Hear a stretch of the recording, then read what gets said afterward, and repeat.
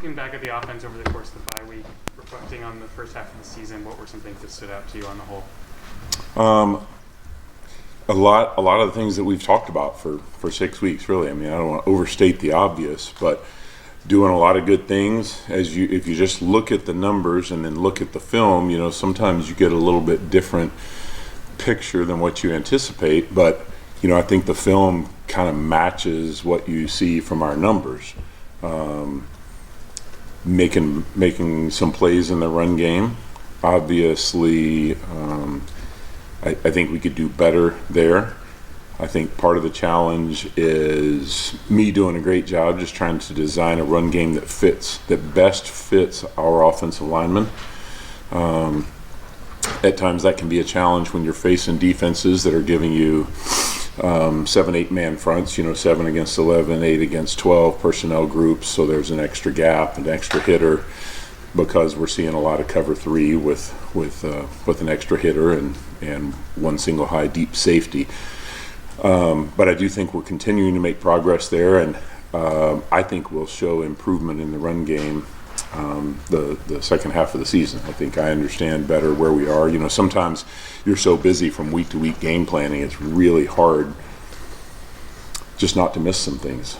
Things become really apparent when you just watch everything, and you're able to watch it compartmentalized.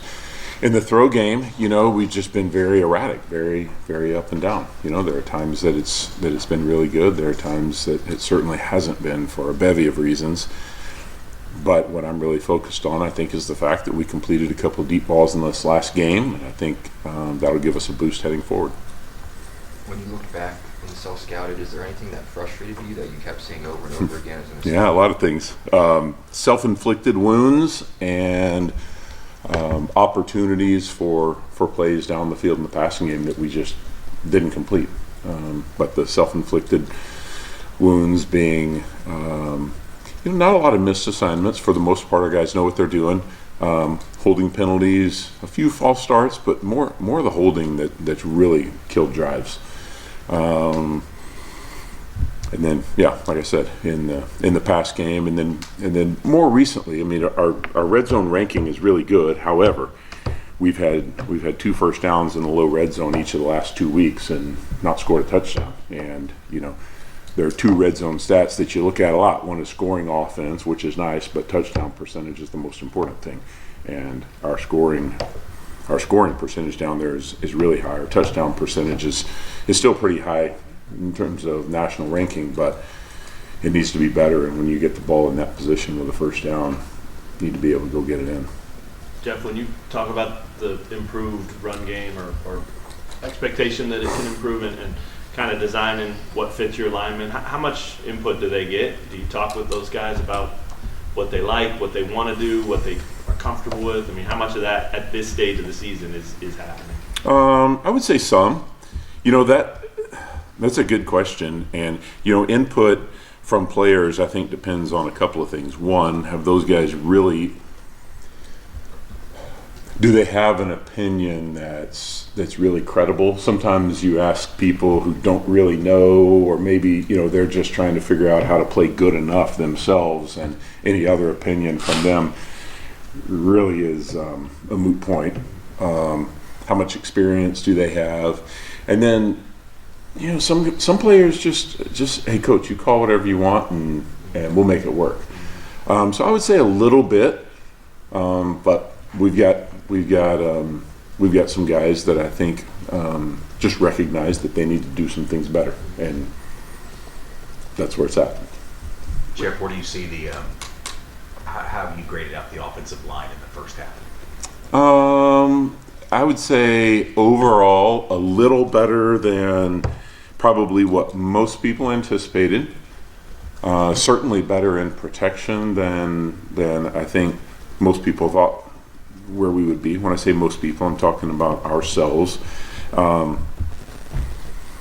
But just a little too sporadic. A really good game followed by a game where we don't really settle in and begin playing consistently until the second quarter or even the second half. We've had a couple of those.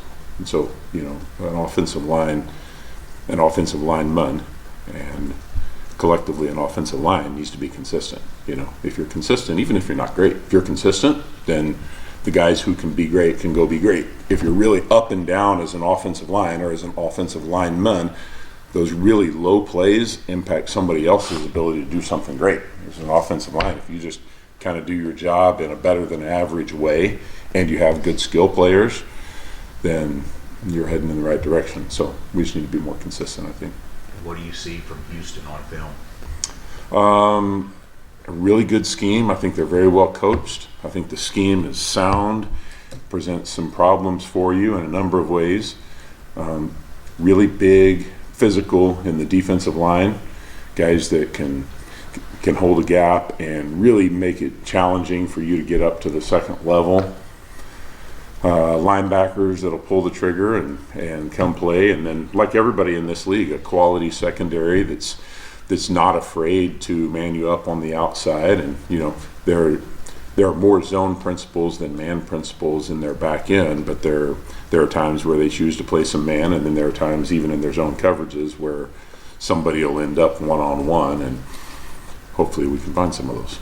With Quinton Skinner, why do you think he was able to put it together in that ASU game, and how can he continue that going forward? Yeah, I think he's been willing to really set his jaw and nose to the grindstone, and I mean, I really think he's made it happen. You know, one of the things I say to players all the time is things just don't come together because you keep showing up every day.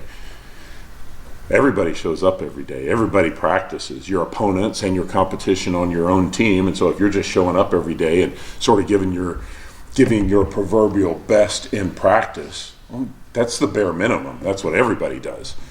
If you need to get better at something, then you got to find some time to work on that. And last week and it's really started before last week, before the last game, I'm saying. But especially that week, he and JD stayed after practice and just threw together and over and over and over. And, you know, I've mentioned before, I think we're still making up a little bit for lost time with JD in the off season and summer.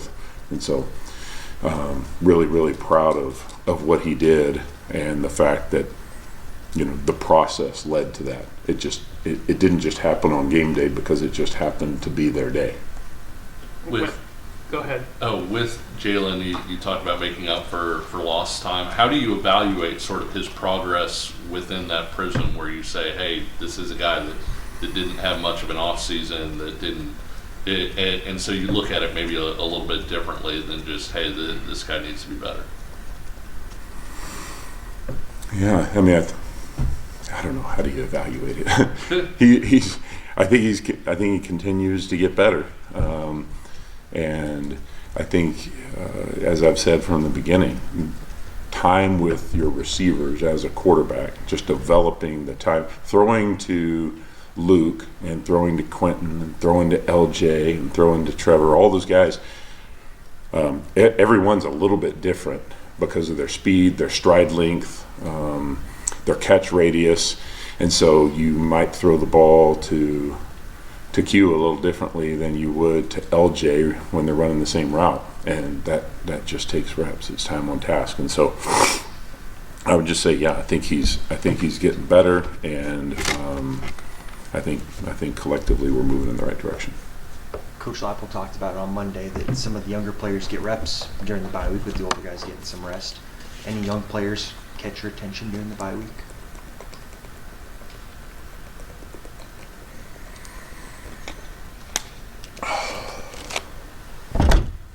No one that sticks out in my mind right away.